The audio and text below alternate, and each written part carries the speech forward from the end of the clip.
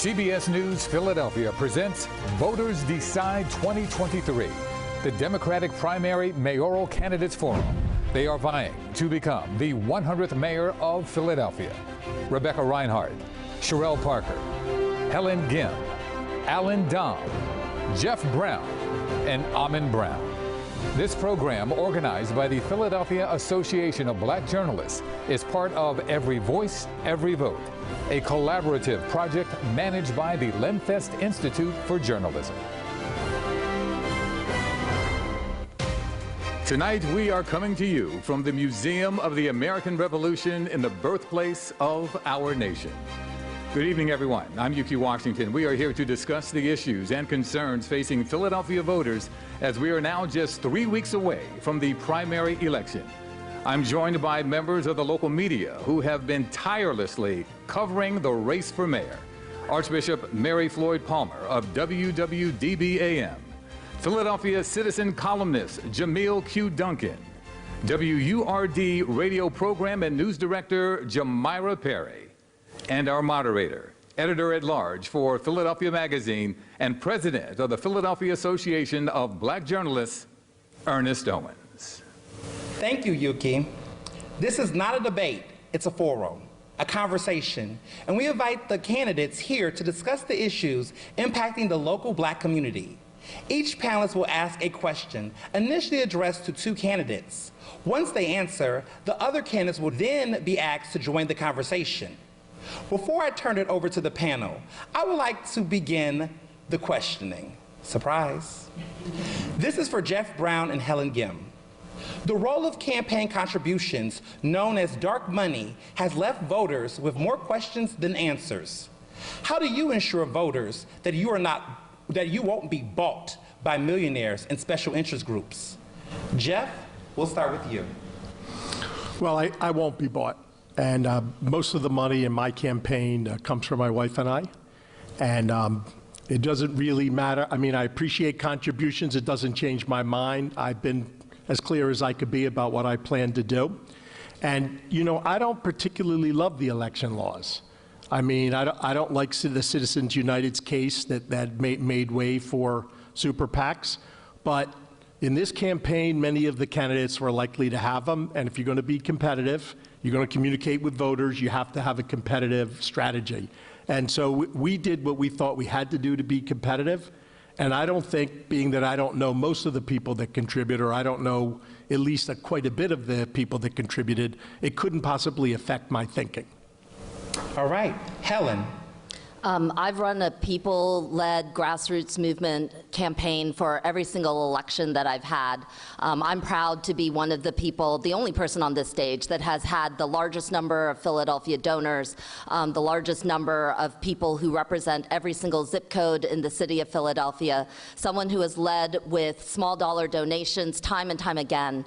This is about people who actually believe in a candidate whom they've seen and believed in for more than 20 years. I'm not new to the campaign trail. I've been doing this work for years in our schools, in the trenches, where people have been visible and seeing me. And I think that that's absolutely reflected in our campaign work. I think that's absolutely reflected in the delivery of things that I've been able to do, including clean water in every school, the nation's most expansive labor rights laws, and in our work in being able to build the successful eviction prevention program in the country that's kept people housed. We've taken on status quo interests. I've defended and supported the people's movement, and we've helped change the city. Thank you.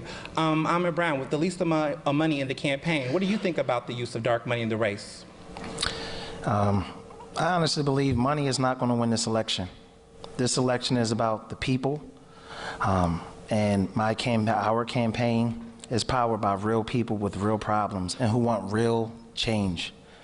You know, so when people say the least amount of money, we got the most amount of people, and we're moving forward, and you know, we feel real good.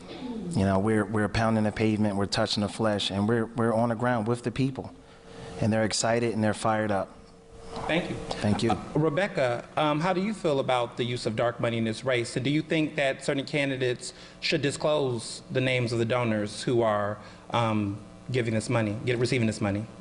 I think donors absolutely should be disclosed. I mean, Jeff mentioned his own campaign, but he has many contributions coming into his super PAC. He's under investigation by the Board of Ethics. I think how you run a campaign is a microcosm in how you run the city. So if your campaign is a mess, you'll run the city like a mess. So I also want to say that how you fundraise is also indicative to your strength on the ground. 78% of my donors live in Philly. 51% have given $100 or less. So I'm building a grassroots movement here in Philly to take Philly back and to fix our city for the people here in our city. And Sherelle, as another candidate who has been transparent about your donors in super PACs, how do you feel about this topic around dark money in the race? Listen, when you come from humble beginnings like I do, you learn that you have to color within the lines and play by the rules. And based on where you are in life, for some folks, they feel like they don't have to play by the rules. I do want to correct the record, though. I am Philadelphia born, raised, and bred, and my campaign finance report reflects that.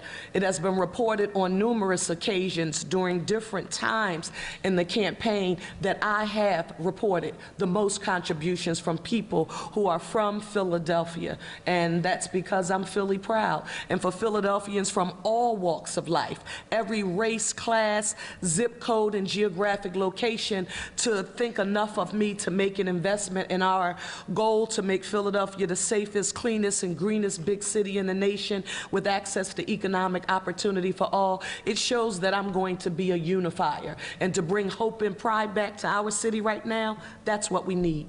Rebecca, I believe that Sherelle was referring to your statistic about 78% of your donors. Would you like to challenge that? I don't believe she was, but if she was, then my numbers are my numbers. So she says that she has the most I was Philadelphia giving the statistics of I have 78% from Philadelphia. That's just a factual fact. What percentage is yours, Sherelle? We right now, the last time we reported, we were at 69%. So for anyone to affirm during a particular reporting period, there are multiple reporting periods. You should affirm during what time. So when you make the comment that you have the most Philadelphia-based contributors to your campaign, you just can't say things over and over to make them true. So are you directing that to Ahmed Brown? No, not at all. I think Ms. Gim should be accountable for noting that she has the most Philadelphia donors. If you state that, tell us where is the data source? Yes, so our data source is very clear. It's based on the fact that we count all of our donors who give below $50 who are unitemized contributions. And so we keep close track, and I'm, again, very proud to have a huge number of donors, more than 2,500 donors. It's not even just the percentages that we have, but we have the largest number of donors who've actually come from Philadelphia as well. Alan, as someone who I guess we know where your money's coming from, a lot of it is from you. So we have no question there. You're a Philadelphian. So tell us about how does it feel and about this dark money conversation, and given that most of your money is your money, what are your talk on this whole conversation? Yeah, definitely my money is right out there in the open. There's no dark money there. But, you know, I will just share with this, Ernest, that I grew up with Depression-age parents who actually told me that I should wash plastic utensils and reuse them. This is how I was brought up. So investing in this race for me is really important. I came here with zero. This whole conversation. Yeah, definitely my money is right out there in the open. There's no dark money there. But, you know, I will just share with this, Ernest, that I grew up with Depression-age parents who actually told me that I should wash plastic utensils and reuse them. This is how I was brought up. So investing in this race for me is really important. I came here with zero. In '76, making $15,000 a year. The city was amazingly great to me, amazingly great. And all I want to do is give back to the city I love. I'm not beholden to anyone except everyone in this audience and everyone in this city. That's who I serve. And I'll be able to make the decisions whether they're right for today or for 10 years from now. Because it doesn't matter to me. I'm hoping to get elected, but whether I get reelected or not isn't as important as getting elected and making serious change. Thank you. So let's go to Yuki now for the first question from our panel. Ernest, thank you very much, and good evening, family, and thank you all. Thank you all for being here. I started with the word family, and candidates, as you know, especially in the black community, families are heartbroken when it comes to gun violence and safety in general for all. I'm talking about the families of the souls that we have lost. I'm referring to the families of those committing the crimes as their lives and their families' lives are destroyed also. 3 or 4 nights a week, my colleagues and I report on horrific stories. It hurts. I'm tired. I'm tired of telling them. The community is tired of hearing them. The concern and the fear is very, very real. For our young people, we want futures, not funerals. If you are elected as this city's 100th mayor, what are your specific plans, your gun violence directives toward eventual solutions on day one? What is your blueprint for change, and why do you think your plan will work? It's happening everywhere in our country, and tonight, though, we want to take care of home. We want to take care of home. In 2 minutes or less, take us deeper. Talk to the people. Helen Gim, good evening. What's your plan? Well, thank you very much, Yuki. And I'm very clear that the violence in our city is rooted in disinvestment. And if that is the case, then the safety of our people have to be rooted in investments. To be clear, on day one, I've said that I would establish a state of emergency that would bring in all communities, all relevant agencies, including not only all levels of law enforcement, but our public health, our school district, SEPTA, and many other actors to come together to have an all hands on deck effort for a coordinated mission on public safety that primarily starts with ensuring that we overhaul our police department so we put more people on the ground. I'm not talking about hiring more officers when we have 1,300 vacancies. I want to promote detectives so we can actually solve crimes and reduce caseloads. I want to make sure that we deploy more officers out onto foot and local patrol. But I also want to make sure that we have better crisis response. That includes the fact that I help pilot a non-police mobile mental health crisis unit to make sure that we take 911 calls out of homelessness and addiction and put them with trained individuals. We're going to support victims of violence with long-term housing and health care, fast and free crime scene cleanup, and the creation of a funeral fund as well.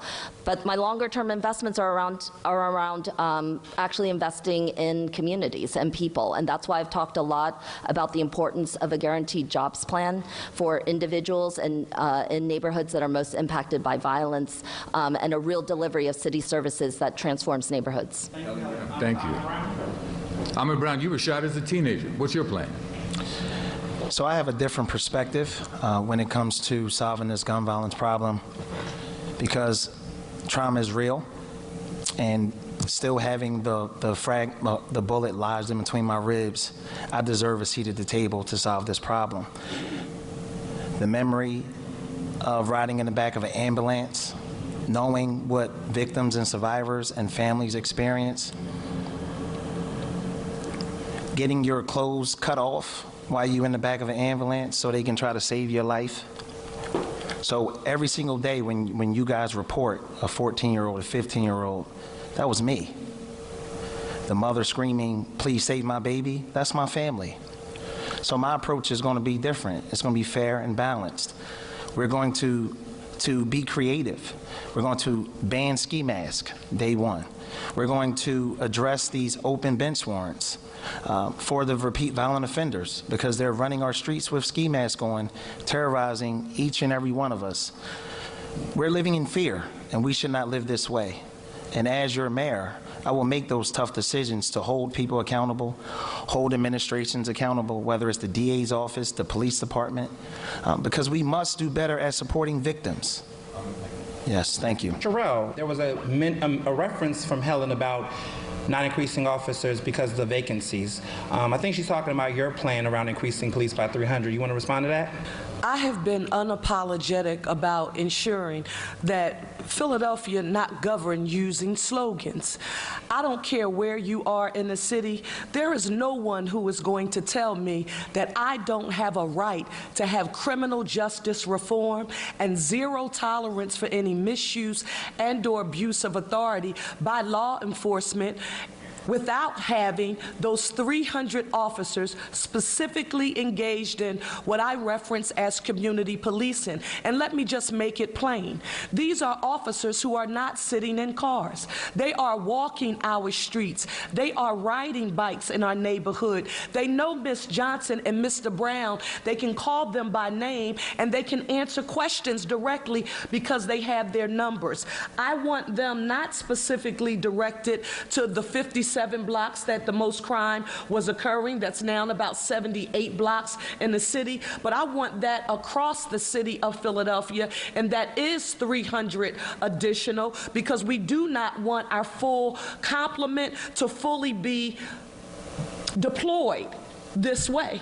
The full complement I want on Operation Pinpoint. I want on GVI. I want all of the policing strategies that we are employing to get rid of this open air drug market thriving in Kensington and the safe injection sites that folks are advocating for, that Philadelphians have to say. You have to answer that question and say whether or not you're for or against. Thank you. Rebecca, you have done auditing around policing and these topics, especially with the commissions that you had while you were the city controller. What's your take on some of the things that have been addressed, and what is your idea around addressing crime in the city? I think we need to address both the short-term and the long-term issues and solutions around gun violence. So long-term is, of course, fixing the lack of opportunity, so the education system and job opportunity, but safety can't wait for that to happen. So in the short term, I plan to coordinate the city departmental response through the Emergency Operations Center. That's police, that's streets, for lighting, that's all the departments on day one. I also plan to use the specific intervention strategies that have been shown to work in other cities: cognitive behavior therapy, group violence intervention. These are strategies that work. And also pull the DA and the police commissioner into the room. That's the mayor's job, and say we need to get on the same page to tackle illegal guns. You know, the police have doubled the number of arrests for illegal carry, while the DA's conviction rate has gone down from 65 to 42%. I'll pull them into the room and say we need to get on the same page and get the guns off the streets. Thank you. Jeff Brown, I walk at times some 10 to 12 blocks from the Lee School to my home at 57th and Addison. Carefree. Kids today, many of them, if they do walk, they're walking with their heads on a swivel, out of fear. What's your plan? Let me start out that in my career, 35 years, I hired 60,000 people from the neighborhoods and created a path for them, a hand out of poverty. Thousands returning citizens.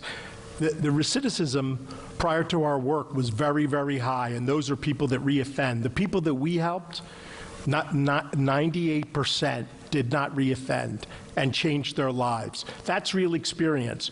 What you're hearing at the table are ideas that they never did when they had power. It's great to hear them now. Why didn't they do it when they were city council people? Our plans are the plans that make sense, and let me start out by saying every police organization in this city, the local police, the Temple Police, the Penn Police, the SEPTA Police, the Guardian Civic League, the black police officers, every single one endorsed me, and they all told me that they were all unanimous. They don't have confidence in the management of any other person on this dais. Alan Dunn. Well, while I was on council, Yuki, I actually did something that Governor Rendell suggested I do back in 2015, and that was to do the work and give out the credit. So in August of 21, I organized, because I saw that our council president and others went to Chester to talk about the crime situation there. So I organized a public safety cabinet myself. I did not keep it in the public eye. I kept it under the radar. I had the DA there, U.S. Attorney, Attorney General's office, FBI, ATF. We had a few meetings with courts. We had 8 or 9 meetings, and it concluded when I left council. But I would engage on day one this public safety cabinet with those people, plus Eds and Med security like Temple and others, plus the courts. I would have the meetings myself on a weekly basis, whether they're an hour or 6 hours. Thank you. The next question is from Bishop Mary Floyd Palmer of WWDB. Good evening, panel. Thank you so much for being here on this evening. The land bank process to acquire city-owned property takes on an average of 7 to 9 months, even up to a year. Despite the housing crisis, this is backlogged and takes too long for people who really need to be covered. What can you do specifically as mayor to decrease this timeline so that affordable housing projects can be expedited in safety and meet this great demand? My question is directed to Ms. Parker first. Thank you. Everything about my candidacy for mayor is about putting people on a path to self-sufficiency and getting them off of the poverty hamster wheel. If you want to see a reduction in violence in the city of Philadelphia, put people on the path to self-sufficiency and you will see a sense of dignity that you've never seen before. Like in home ownership, people wondered why I don't put my fists in the air when we did something good, and I think it was great. I believe in housing as a human right. To provide support for renters, it was something we should have done, but it's not the pinnacle that reigns supreme. The pinnacle is you're owning a home that you can build equity in and use to build generational wealth in your family. So imagine every piece of vacant land owned by the city in the land bank being built and towards a goal of 30,000 affordable units in the city of Philadelphia, that students in our school district of Philadelphia are being trained by skilled workers from the building trades to build those houses. And guess what? They're not tiny houses that some have proffered as a solution for homelessness or the opioid crisis. They're mixed use. They're also not high-rise buildings or homes that are concentrated with people who are low to moderate income people. See, when you grow up in poverty, we call those high-rises in projects, and we know that they don't work, because whenever you concentrate poor people together, everything around them is poor, every amenity. So I want the Western model that you see off of Ridge Avenue, $1 million houses, $500,000 houses. Then there's some row homes that are public housing, and you would never know it because the quality of the community reeks of pride there. That's what we will do, and every black developer will get access to equity. And when I say equity, I'm not talking about a loan. Thank you, Sherelle. Private equity. Thank you. Rebecca? Well, you asked. So the land bank taking 7 to 9 months or even a year to get a property through it is a major issue. And often in the city, the departments are very siloed. So there's many different entities involved with the land bank and land disposition. It gets stuck in between them. There's months of time. As Chief Administrative Officer in 2016, I worked with the African American Chamber of Commerce to identify pain points for small black-owned businesses to do business with the city. And one of them was how long it took to get paid, 150 days. So what I did was pulled all the city departments together that were all part of the problem and worked with these city departments to shorten that length of time for payment. I bring this up because this is the same type of issue that goes on in all types of processes in city government, including the land bank. As mayor, I will bring the departments and the agencies together and say, what are the pain points in this process? Why is it taking so long? And we have to make this faster because we have people that need affordable housing. We own 8,500 city-owned vacant lots and properties. We need to put those into use. So absolutely, there is a way to fix it, and I will do that as mayor. Thank you. Alan Dom, many people call you the condo king. What do you think about this? I don't call myself that, though. You don't call yourself that? Never? So, never have, no. All right. Okay. So I just wanted to comment for a moment on Yuki's first question on crime. What we're missing here is a mayor who is a leader and can bring people together to solve the problems. And that's what I was talking about with the public safety cabinet. You need to bring people together around the table. On this issue, and this idea came from Jennifer Rodriguez from the Hispanic Chamber. I want to give her credit for that. She said to me, we need an application tracker in the city that could tell people the status of all their projects, the status every 2 weeks of what's going on, and then we need need to look at all of our services we provide and put time frames on them. It's unacceptable not to have a time frame to open a restaurant in 60 days, to get a zoning change in 90 days. We should have time frames on everything. And I learned this lesson in council. When we did the outdoor dining, we put a requirement that the city had to approve every application in 3 days. 862 applications were approved in 3 days to the city's credit, so it can be done. All right, we're going to go to Amin. As a state rep, because you're not, there was references about city council, but you're in Harrisburg. What is your take on this? Yes. So we have a serious housing shortage. So we need to deal with the housing specialists in our city. And that is currently right now PHA. And they're currently operating off of a $400 million budget. 93% of that budget comes from the federal government, 6% comes from rents, and 1% comes from city grants. And of that $400 million, roughly 80% of it goes toward upkeep, maintenance, staff, and overhead, things in that nature. So our plan includes giving a minimum of the first year in our city budget, $100 million to PHA to build on this 8,500 lots. Might I add, building Union. PHA is doing a fantastic job over there on Ridge Avenue. They are transforming that community. So that's what our plan is, $100 million the first year and $50 million a year moving forward to build, to end this housing shortage. Thank you. And now to the other Brown, Jeff Brown. What do you think about this? Well, to start out with, what we're doing with real estate taxes, we're forcing people out of their homes. It's ruthless. Some people have 100% increases in real estate taxes in a given year, and this city doesn't have constraint. There needs to be a cap, like a 5% cap. And we need to have an advocate for lower income individuals to fight for them to reduce their real estate taxes or save them from sheriff's sale. The second thing is, other people talked about the land bank. These guys, they were in city council. They were in charge of the land bank. The city council invented the land bank. Land goes in, nothing goes out. Some of the most blighted properties in our city are city-owned properties. That land bank should be closed down, and all of those, I think it's 8,800 properties, all that could be used for affordable housing should be sold to black and brown developers so they could build their development business over and enter in a long-term arrangement for affordable housing.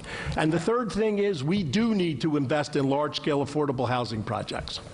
All right, Helen, I saw you were shaking your head there profusely. Why?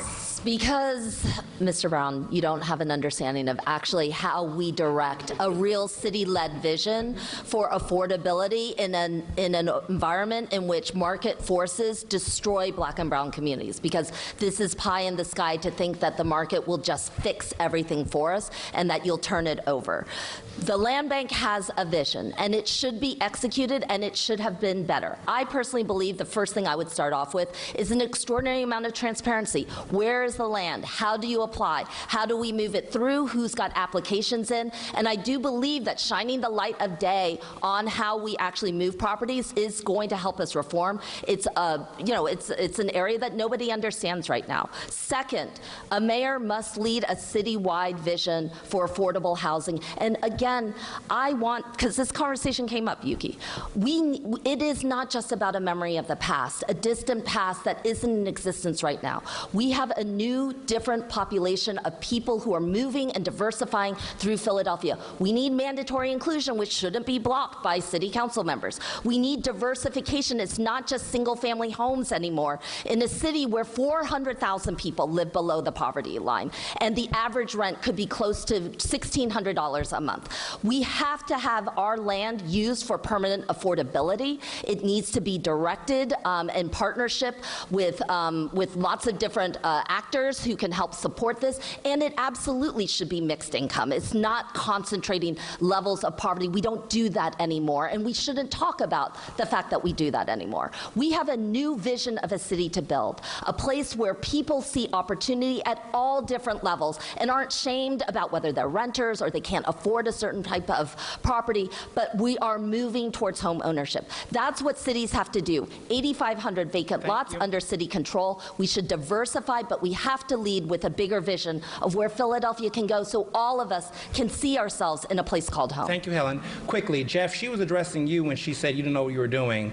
quickly respond to that. Yeah, Helen is the Refrain from your, thank you. Helen Go ahead, Jeff. is the least informed person on this stage. She knows nothing about the free market. She knows nothing about real estate. She's never built anything in her life. And this is what Many different politicians do. things in my life, Jeff, and that's also This a is very what, sexist hold it, statement. you can talk when it's your turn. Helen, I'm letting Jeff respond first. Go Yeah, ahead, this Jeff. is what politicians do. They make stuff up, and she's the queen of making stuff up.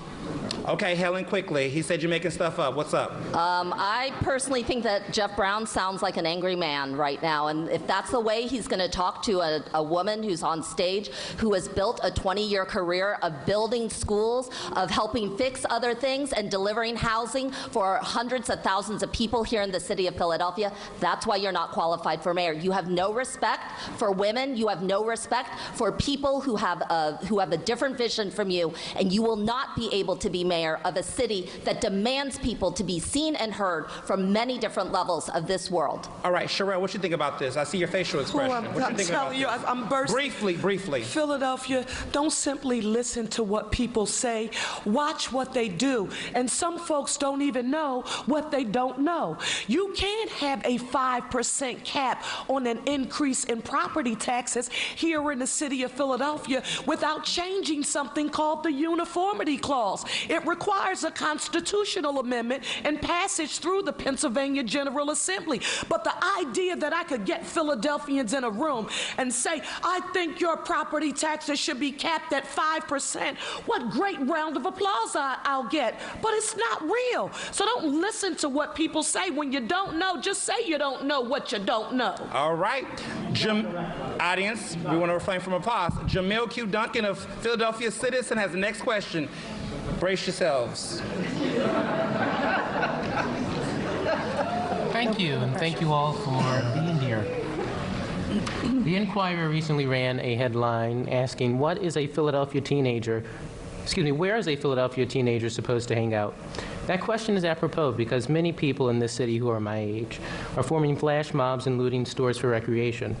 We condemn that behavior rightfully, but we do so without providing an alternative for young people to hang out productively and gather. Jeff Brown, what would you do about this as mayor? So we have to fund the things that we've done long ago, like rec centers with actual programming, lifeguards and pools. Philadelphia Youth Network that I chaired for a very long time, and we helped 200,000 young people get their first internship, never had more than half the funding. I mean, 19,000 children wanted to learn to work, and we funded 9,000 of them, or 9,500. We always didn't invest in children, and we've invested less and less. And now we end ourselves in a situation with violence. It's of our own making. Thank you. Sherelle Parker? Listen, one of the things we have to do is deliver public education differently. We're acting like all of our kids are going to Martha's Vineyard, the Shore, and Disney World during the summer. We need access to year-round public school.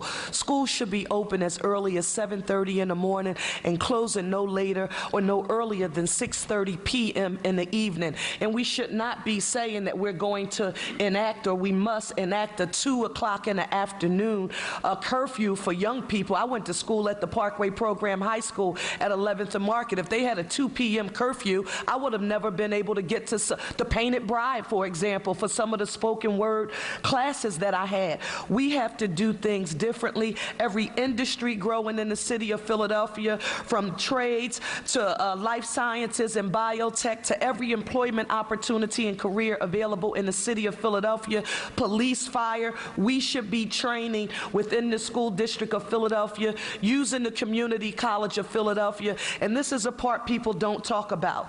It's prevention, it's intervention, and then there's enforcement, but don't forget about the human infrastructure. That's what people like Sherelle Parker, who didn't grow up in the Leave It to Beaver Cosby-like family, that's what I had to depend on at the Recreation Center. The Oak Lane Wildcats, the Philadelphia Flames. We need to support those organizations because they connect with our young people who, for example, are children who have parents who are incarcerated. There are children who are products of kinship care. And I would know these things not because I read a white paper or commissioned somebody to do an audit or wrote a report. I know it because I lived it, and it's possible to overcome it. We just need to not think we're going to save people and keep them on a poverty hamster wheel, needing the welfare that my grandmother received and the food stamps to take care of me. Instead, I'm going to teach them kind of fish lady, and I want to make sure everybody has the opportunity to take care of themselves. That's how we do it. Thank you. Almond Brown, as the youngest candidate running for mayor in this race, what is your thoughts about this? Yeah, so I'm 35 years old, and you're right, I'm the youngest candidate for mayor. I started out working in after-school programs and summer camps, and that wasn't that long ago. And I can honestly tell you, children weren't dying when we had access to extended hours in our schools. I ran a program called the Beacon Program, and we opened our schools for the parents and the entire family for computer labs, gym, arts and crafts, things in that nature, job training, resume building, and the whole nine. We need those things back. But you wouldn't know what worked if you weren't a part of it. And families all across West Philadelphia depended on programs like that. And as your mayor, we would guarantee that we will bring back programs like that. And I have to say this.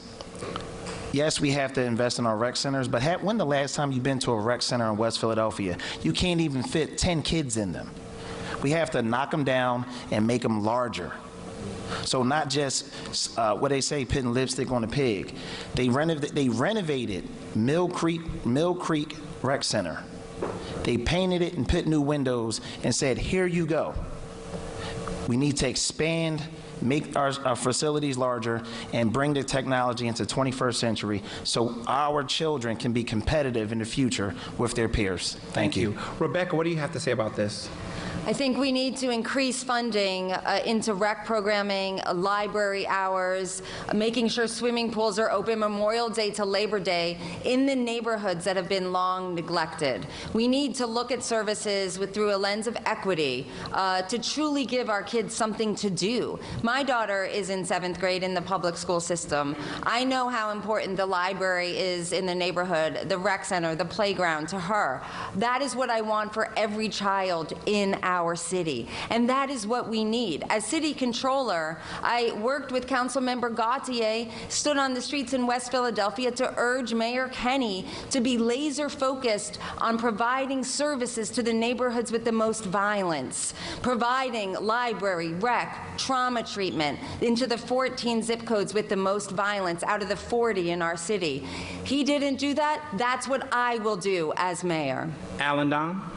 Rec centers, I agree with. I agree, have to be open. Pools have to be open. You know, Urban Affairs Coalition told me that they fund about 8,000 jobs. We fund in the city, but there's a need for 18,000 jobs of young people, and we should fund those other 10,000 jobs. That's a great investment for us to do. And to take it a step further, Jamil, I would say in my education plan, I want to teach financial literacy, kindergarten through 12th grade.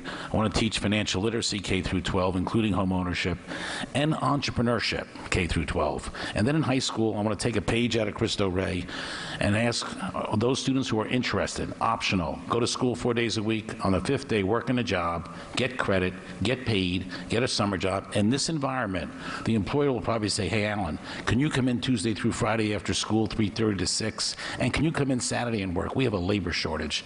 You know, the Drexel Co-op program started in 1919 because of a labor shortage.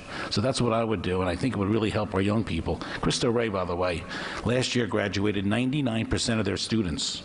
100% of those who graduated were admitted to college. Phenomenal results. All right, Helen Gim.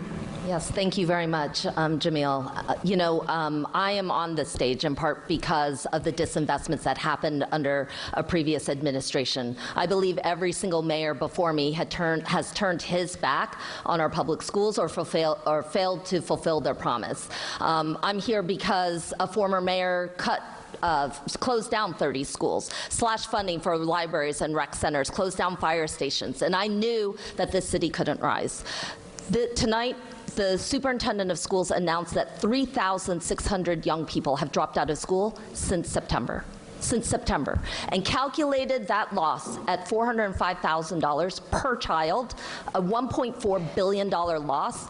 This is not a youth agenda. This is not an education agenda. This is not a charity agenda. This is about the life and the future of the city of Philadelphia. That's why I have spent all my life devoted to transforming the ways that this city actually invests in and treats its young people. Of course it's going to start with schools, because that's at the very earliest age where we look at a young person, give them the opportunity to succeed. That's why I am talking about a big investment in modernizing new schools inside and out. I'm the only candidate on this stage with a real plan to actually see that through over the next 10 years.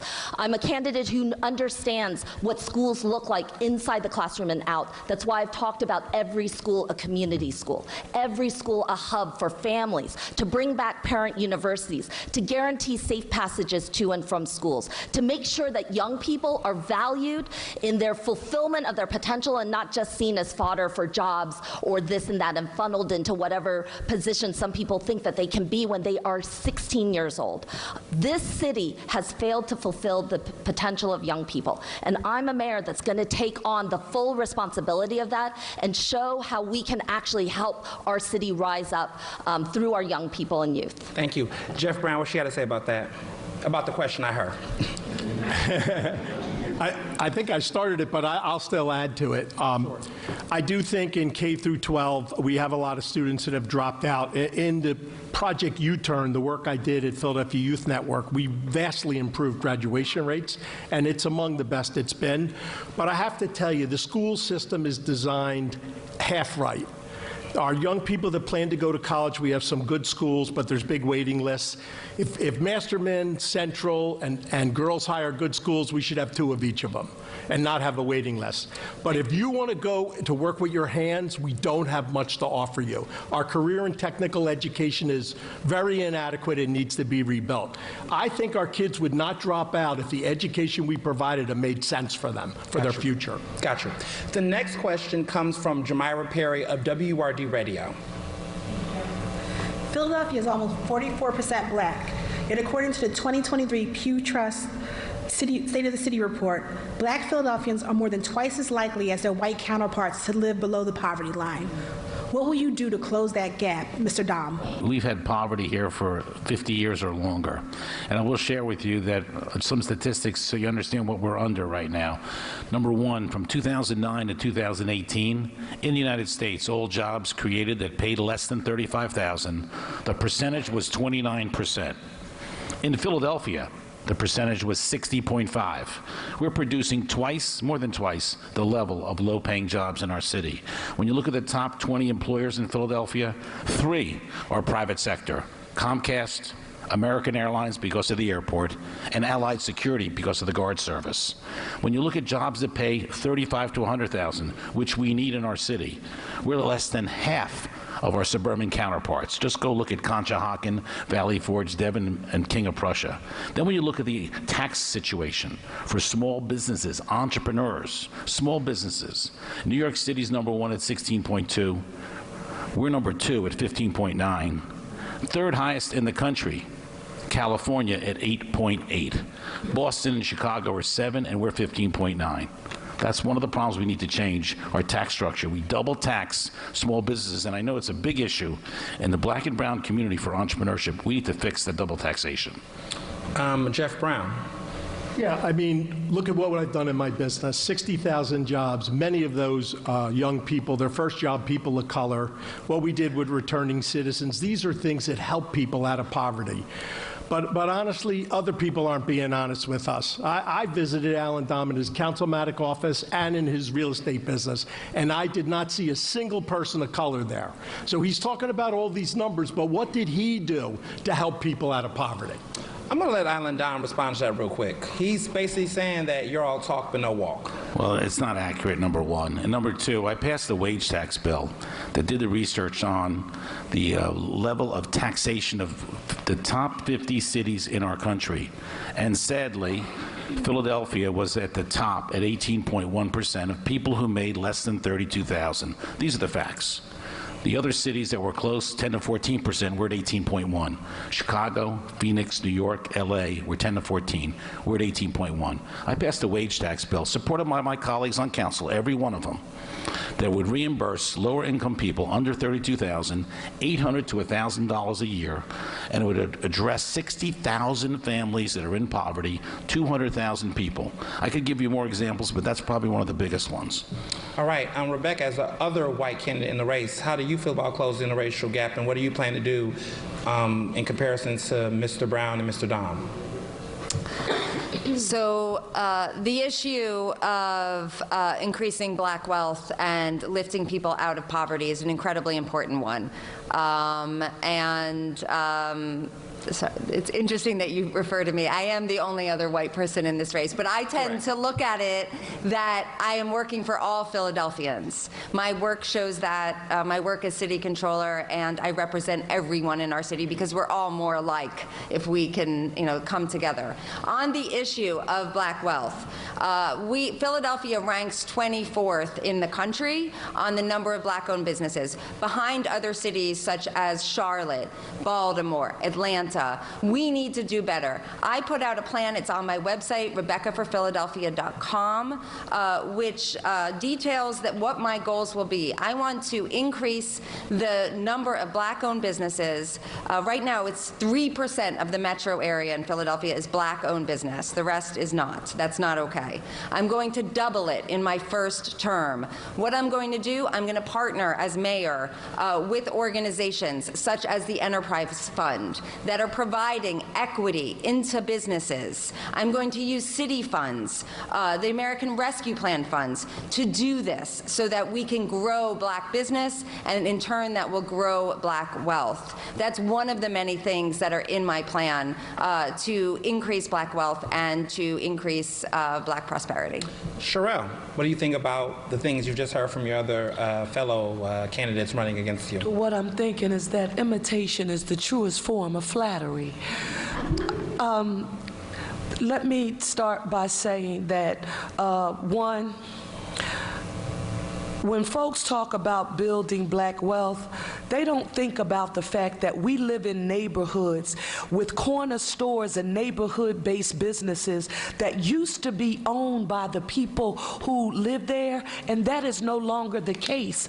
I want you to imagine living in a community where every piece of commerce is controlled by someone other than the people who live there, and all you are consumers in that community.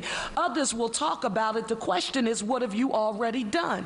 I established a program called Power Up Your Business to provide backroom, technical, legal, accounting, peer-to-peer mentoring support for small businesses. I can't walk through a neighborhood-based commercial quarter in the city without someone saying, thank you for that. We do need to partner and support Della Clark at the Enterprise Center, who has the Innovate Capital Fund, but I want you to understand what it will do. Think about GoPuff, those brilliant Drexel students who came up with a wonderful business model. Guess what? It was a great model, but someone had to hedge a bet. Someone had to be their Shark Tank investors, private equity, venture capital. Where's that for the black and brown small business community? We can support organizations like the Enterprise Center to make it happen. And finally, I have to say this.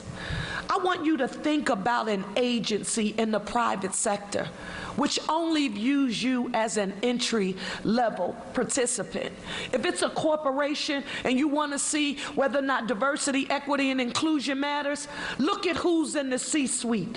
Who runs the building? Don't tell me about who is the entry-level person. I'm not telling you that those are not important jobs. They are essential, and Lord knows we're going to create them. I had them all of my life. But when you start diversifying your C-suite, and my degree, an Wharton degree, from somebody else, they can be equal degrees, then let them be degrees. But put me in the C-suite before you tell me you're coming to save me or the black community. Sherelle, is that directed to Jeff Brown?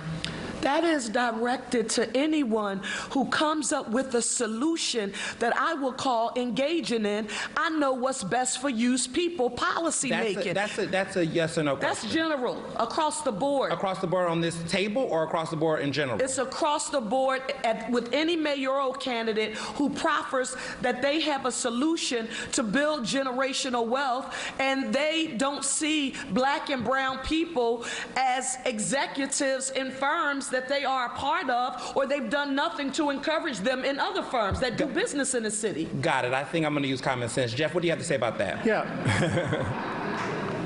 In Philadelphia, our management team is 50% black. You don't need to see a report. Go in our stores and take a look. We have close to 400 black-owned businesses we incubated. I'm the one on this dais that has been doing it. We have been doing it. The other people have been talking about it. Okay. What you got to say about that?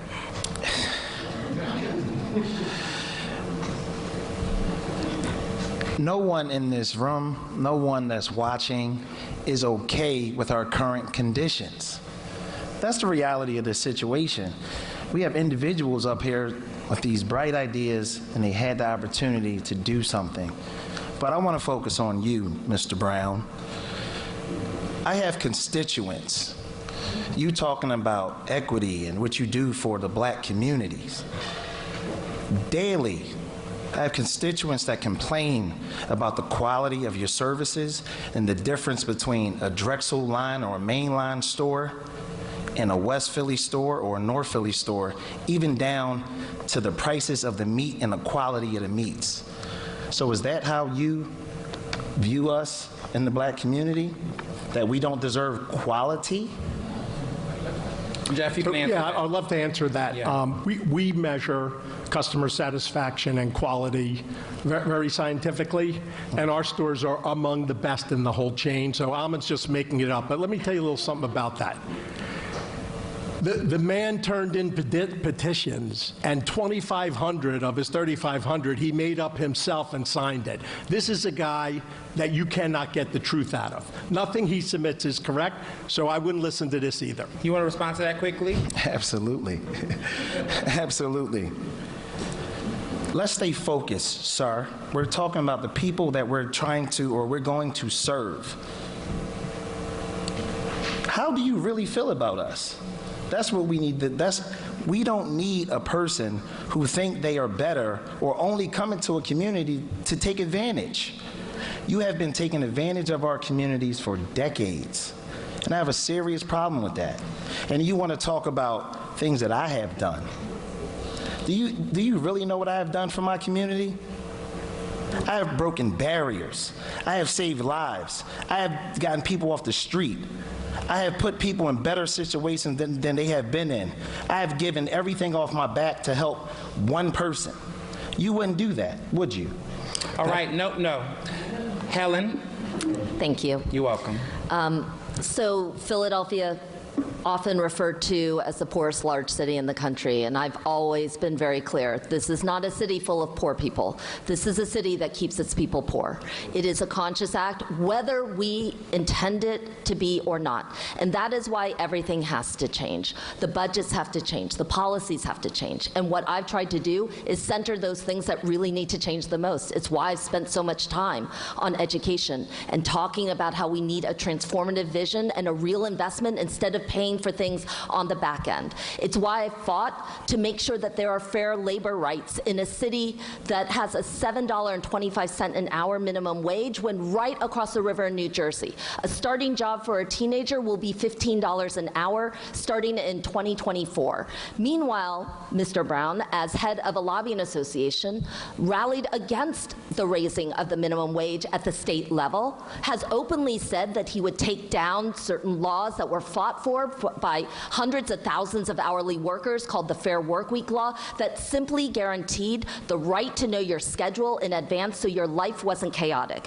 To me, this is what it means to be transformative around poverty, to make sure that that's why I fought so hard, to keep a roof over people's heads, to give people the right to not be evicted on a moment's notice, and to have a system that was just geared towards throwing out 22,000 families every single year. And when we actually did that, that. When we actually focused on the things that mattered by like keeping a roof over people's head, we built the most successful eviction prevention program in the country. We reduced evictions by 2/3, and people wanted to show and copy what we did here. Thank you. Philadelphia has solutions. We have to lean into them. Thank you. So I have the final question. This group of candidates ranges from having no government experience to over a decade of public service. In 30 seconds or less, what's one unique asset that makes you ready for the top job on day one? We'll start with you, Rebecca Reinhardt. I'm experienced. I know this city. I have the courage to take on the powers that hold the city back. This city needs a strong leader, and as controller, I fought for what's right. I stood up for the people. I did the audit of the police department. I stood up to the status quo. As mayor, I will make our city safer, cleaner, and fix our schools. Create the city that we all need. Thanks, Rebecca. Thank you. Sherelle, 30 seconds or less, please. There is no candidate running for mayor of Philadelphia that has the intergovernmental experience and demonstrated track record of delivering for the city of Philadelphia. These are very tough times. We don't need anyone who requires training wheels to do this job. When I get to the second floor, I will leverage federal, state, and local government resources to make our city the safest, cleanest, and greenest big city in the nation that provides access to economic opportunity for all. Thank you. Helen. I bring a transformative vision to difficult problems, and I don't believe that status quo politics and is going to be able to deliver that. We can't tinker around the edges in this moment, and we're not going to manage our way through a crisis. We're actually going to have to lead by lifting people up from the ground, and I've been part of community movements that have done it, and I never needed a title to do it. I'm coming to the mayor's office to finish a job I started years ago. It's time for the people to rise and see a different vision of Philadelphia that has all of us at its center. Thank you. Alan Down. Thank you, Ernest. I bring a different vision to the city because I've served 40 years in the private sector and 7 years in government, and I'm the only one who's had that experience of serving on both sides. And this is all about leadership. This is about bringing people together, checking your ego at the door, bringing people together, giving them the credit, and getting the right results we need for the city in every category. And that's what I will do as the next mayor. Thank you. Jeff Brown. Yeah, we've been trying putting city council people in as mayor, and look at the shape we're in. We need a leader and manager. And when Helen says we don't need a manager, because she never managed anything, she doesn't understand. We've had crisis after crisis in this city, and they've been managed horrible because we don't have a good manager. I manage a large unionized workforce. That's exactly what this city is, and I have the endorsement of almost every union in the city. What's that tell you? A man who belittles Michelle Obama is going to belittle everybody. So let's make it clear. Okay. This is not where you need to belittle people. Thank you. Every city union. Got you. Clearly. Okay. Last but not least, Amon Brown. Yes. Our city needs a fresh start and a new beginning, and each and every community need access. Far too many communities have been shut out. Far too many families have been shut out from good government. And that's what I represent, access for all people. No matter what you believe in, who you go home to, or who you love. I will be a mayor for everybody. And that's what we need in our city, a fresh start and a new beginning. Thank you. Thank you. And a big thank you to all of the candidates, once again, my fellow panelists, the Philadelphia Association of Black Journalists, and the Every Voice, Every Vote Project. Remember, the primary is Tuesday, May 16th. You can learn more about the candidates and the election at cbsphiladelphia.com. Thank you so much for watching, family. I'll see you tonight for the news at 11. Good night.